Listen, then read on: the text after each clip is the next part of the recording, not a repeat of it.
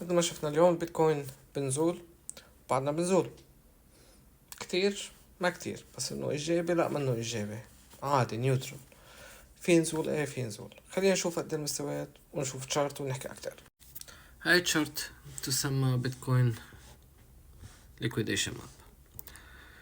قبل ما اورجيكم على التشارت حبيت اورجيكم هاي شو معناتها. كل زيح مثل ما شايفين هون هو ليكويديشن حسب قد ايه قيمته، اصفر غامق او فستقي حسب كل واحد شو بده يسميه. يعني في كتير ليكويديشن عليه، يعني مثال هاي قلبها 44.83 مليون.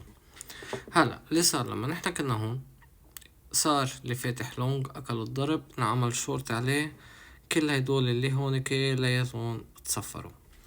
هلا هي واقفة هون، هيدا اللي هون اللي هو كان قيمته 8 مليون كمان تصفر. هلا اذا بدنا نقول هي بدها تتجه بعد نزول، قديه بدها تتجه، لوين الاتجاه؟ هاي احتماليات اللي انا هلا عم ورجيكم عليها. نرجع بنروح على الشارت وبنحكي اكتر. عنا هاي هون عندها 16 مليون، وفي عنا تحت هون كمان 20 مليون، وهاي 21 مليون. على هاي الرينج، يعني رينج 105,500 ورينج 104,900 أو 104,800، هيدا الرينج الليكويديتي عليها عالي. ففي احتمال هيدول اللي فاتحين لونج تنزل عليهم تصفرون ترجع تطلع. هاي بما يخص liquidity heat map على أساسه أنا عم بحكي. هذا الشارت على أولي مثل ما شايفينها بنزول ما بتبشر بالخير. هلا لنشوف أهم نقطة لإلها بنزول مستويات. إذا ما بدنا ناخد الشارت اللي ورجيتكم على الهيت شارت، في عنا مستويات 105,400 أو 105,500.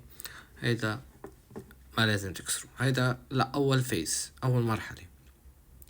إذا كسرت ونزلت في عنا مشاكل بتصير، يعني العملات البديلة رح تنزل أكتر، رح تتدمع. الفيز التاني اللي هو هون، اللي هو كمان ما لازم تكسره. مع العلم هي وصلتهم صفرتهم قبل المرة لما صار هون نزول ورجع طلوع، هي صفرتهم رجع صار في عالم فاتحة لونج من جديد لما وصلت لهون. كرمال هيك ورجيتكم على الهيت ماب. هلا 105,000 105,400 أو 105,500، هيدا اللي هون نعطي حدود مارجن شوي صغير نزول لهون 105,000. هيدا المارجن ممنوع تقطع، إذا قطعته في مشكلة. أنا ما بشوف أنه حنقطع، بشوف إنه نوصل عليه بترجع بترتد وبترجع بتطلع، بتعمل باونس ما بتكسره.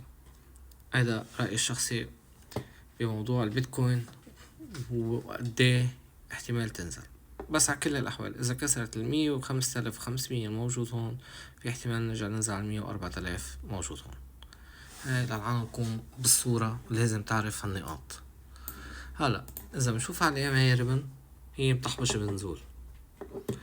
إذا بنشوفها على الماجدي كمان هي كيسرة بنزول وبقوة. ف اي انديكيتر هلا بنفتحه بيقلنا نحنا بنزول. الستوكاستيك الرسائل اللي قلتلكم على الاورلي ما بنستعمله الا اذا كان في شي فليب او شي بدنا ننتبه له، كمان بنزول. فهون دليل 3 انديكيترز 3 عم بيقولولنا نحنا رايحين بنزول. هاي بما يخص الاورلي، يعني مايكرو ايكونومكس. المايكرو ايكونومكس عم نحكي بالساعات القادمة او من هون لبكرة بالكتير. خلينا نشوف على الديلي. هاي الديلي مثل ما شايفين الرينج نحنا بعدنا فيه ما تغيرنا، من وقت ما فتنا عليه بعدنا عليه بقلبه، ما كسرنا نزول ما كسرنا طلوع، اللي هو بيقلكن رينج 104,000 112,000. هاي الفيبوناتشي وهاي اللي على اساس عم نمشي. انا بحط مراحل اكتر كرمال حدد مستوى الخطر اللي بنكون نحنا فيه. كرمال هيك بقول هالقد وهالقد ما لازم نكسر. لما نوصل على مرحلة 104,000 بنكون بمرحلة خطرة، يعني في احتمال نكسر وننزل لتحت. كرمال هيك أنا بستعمل الفيبوناتشي لأعرف المراحل، من بعدها أنا كفي بالرسمات تبعي لأعرف قديه تقريبيا رح نوصل. وأنا قلت لكم رح نشوف مرحلة 104,000 104,500 إذا كسرت محل ما هي هلأ 106,000، وأنا بعتقد حنرجع نشوف 104,000 من هون لبكرة طول ما هي مكفية نزول بهي الطريقة. إذا بنشوف الإيامي ريبن هو بلش شوي صغير يكسر، بس هو بعده بالنسبة له على الديلي، هو هون عم نحكي ماكرو.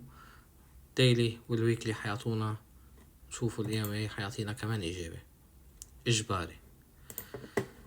استعمل الديلي والويكلي للمراحل المتقدمة لقدام توقعات، بس العالم اللي بتحب تعرف شو عم بيصير بالسوق يوميا بده يستخدم اليومي والساعات، عفوا مش اليومي، بده يستخدم الساعات والدقائق. هيدا الفرق بين الماكرو والمايكرو ايكونومكس. هلا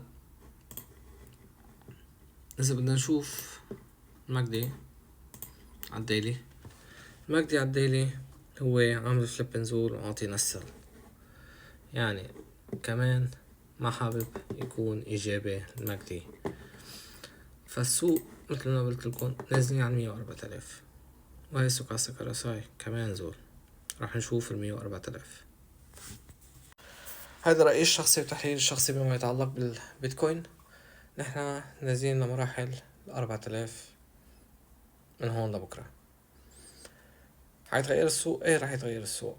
السوق بده قلت لكم انا امبارح برجع هلا بعيدة، راح يكون كتير فولاتايل، راح يكون كتير متقلب من هون للتنين. يعني هلا بترجع بتوصل 104,000، بترجع بتطلع 108,000، بترجع بتنزل 106,000، ايه احتمال توصل 110,000، ايه احتمال توصل 112,000 يمكن. ليش؟ تقلب السوق للعالم تضيع عبال ما يطلع قرار جيروم باول بموضوع الفايدة. بنهاية هذا الفيديو ما تنسونا باللايك والشير.